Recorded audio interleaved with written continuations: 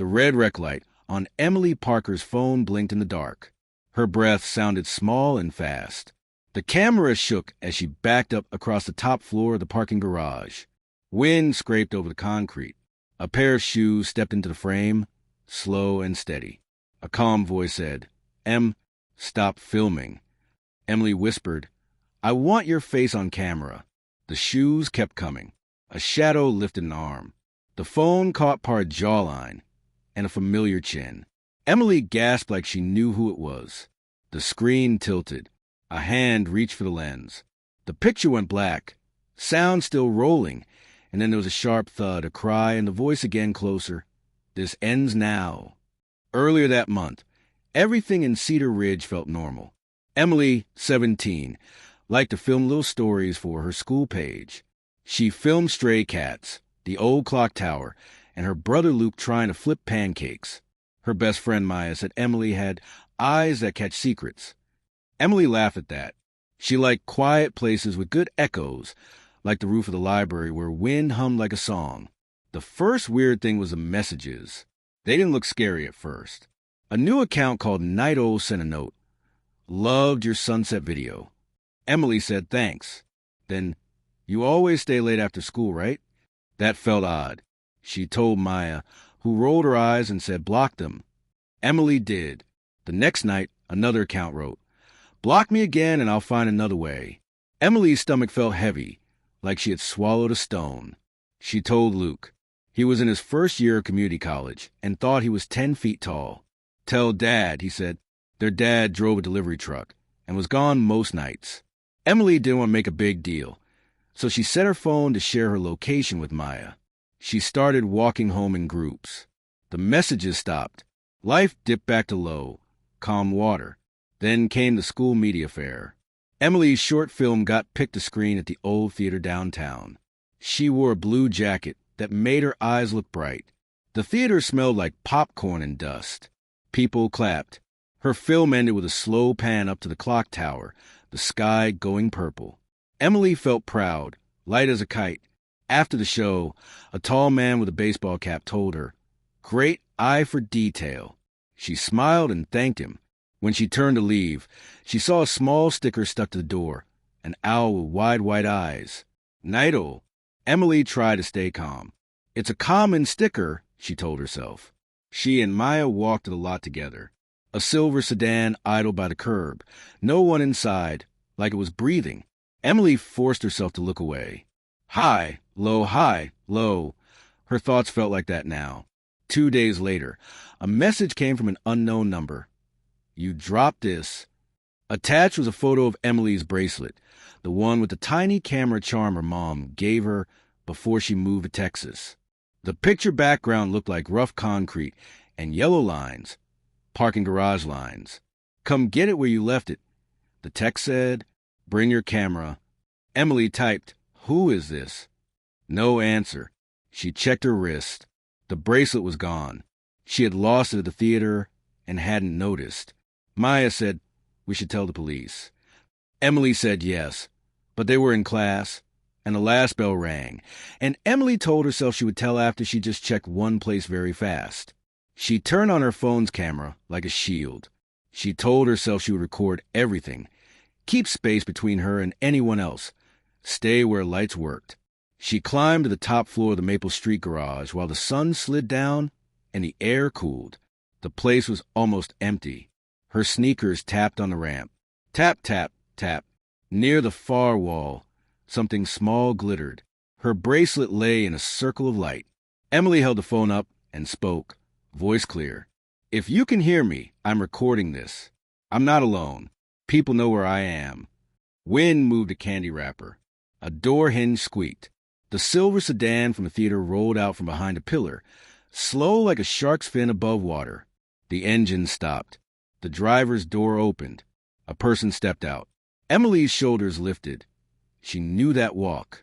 The cap, the jacket, the easy way the person held their hands like they were never nervous. She felt the low turn into a hard, sudden high. The person smiled without showing teeth and said her name like it was a secret. "Emily." The garage lights hummed. Somewhere, a car alarm chirped once and went quiet. She took one step back, and her heel touched nothing, the low guard edge. The person moved closer, blocking the ramp. Emily raised the phone, framing the face. The wind dropped. The world felt smaller than the square of her screen.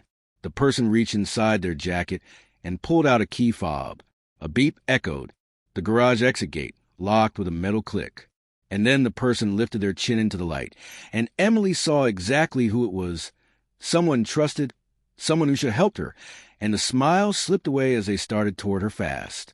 The man kept walking toward Emily. He took off the cap. It was Mr. Hale from the old theater. He was not smiling now. His eyes were cold like glass.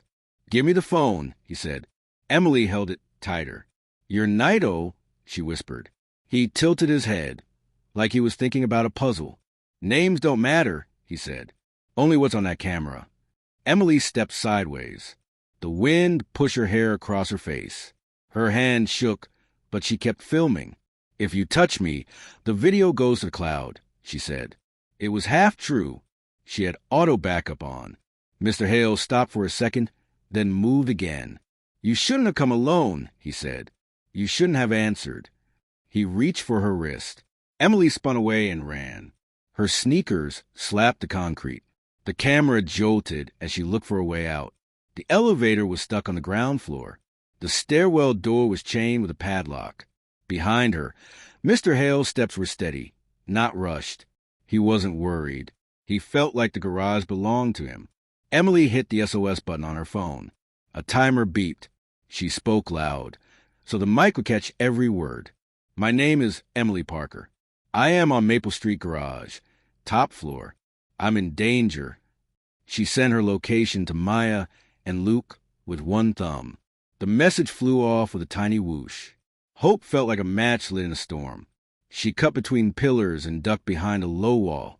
The camera caught the silver sedan. In the screen, its headlights looked like blank eyes. Mr. Hale clicked his key fob. The car chirped. He opened the trunk and took out a black roll of tape. He didn't rush.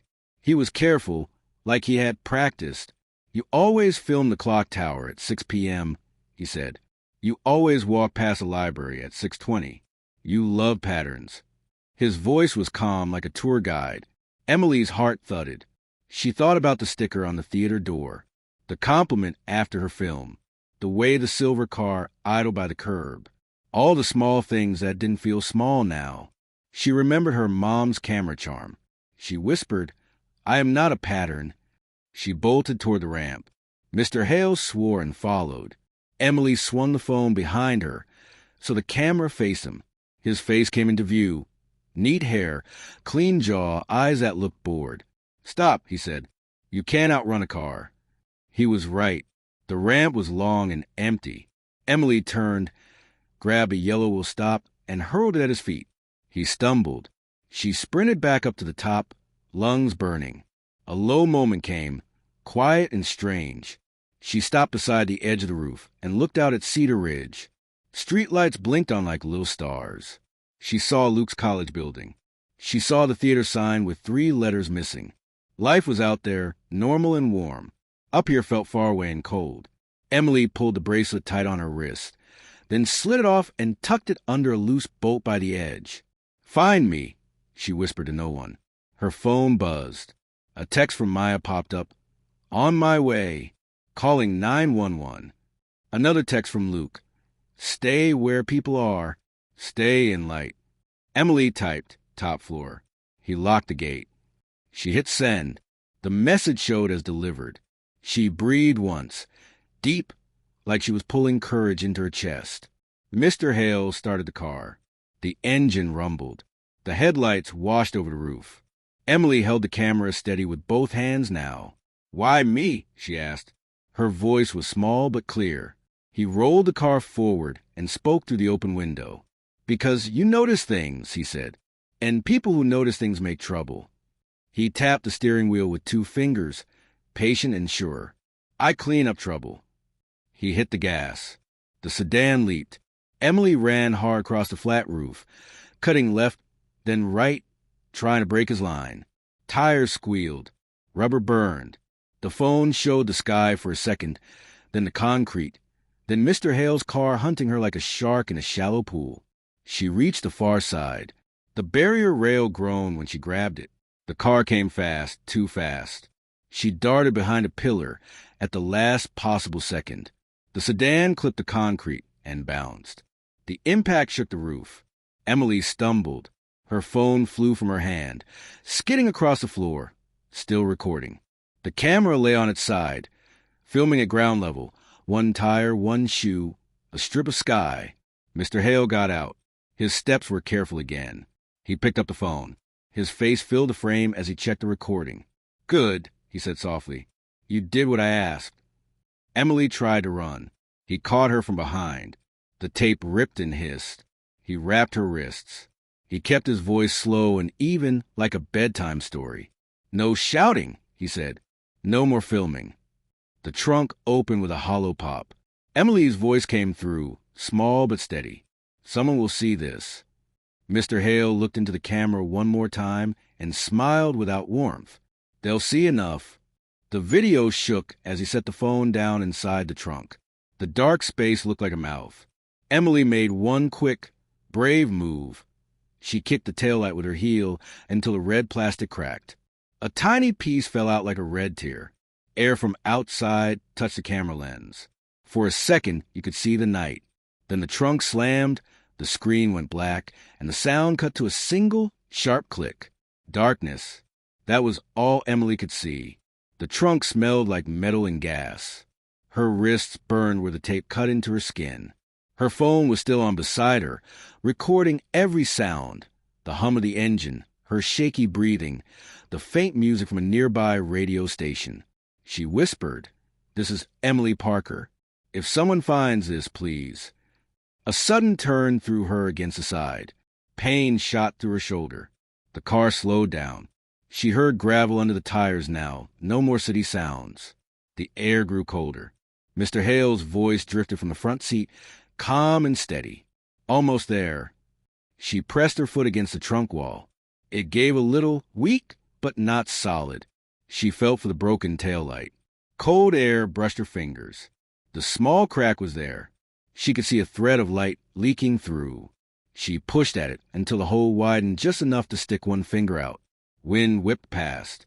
She whispered again, "I'm here. Please find me." Miles away, Maya was already in her car, crying and talking to the police dispatcher. She said she's at the Maple Street garage. Please hurry. But by the time officers reached the roof, the sedan was gone. All that was left was Emily's bracelet under the bolt and a faint line of tire marks. Inside the trunk, Emily's phone buzzed with a new notification. The video had backed up. Upload complete. A spark of hope flashed through her chest. She didn't know where it went, maybe to her cloud, maybe to Maya, but it meant someone could see what was happening. She pressed the red camera icon once more, whispering, "Still filming." The car stopped. The engine clicked as it cooled. Gravel crunched under footsteps. Mr. Hale opened the trunk, and the cold night rushed in. They were near a field, tall grass, no lights, no houses. He looked calm, not angry, just finished. "You should have stayed curious about sunsets, not people," he said. Emily stared up at him. Her voice cracked but didn't break. "People are real," she said. "You can't erase them." He sighed. "We'll see." He grabbed the phone and pointed it at her. "You like to film everything," he said. "Now it's your turn to be the subject." Emily's eyes filled with tears. "Why are you doing this?" He lifted the camera higher. "Because some stories don't end with applause." And then the record light flashed again. He hit her once, just enough to make her drop back into the trunk. And the phone fell beside her, still recording. The red light blinked, steady, patient. She blinked up at it through tears. "Keep filming," she whispered. "Don't stop."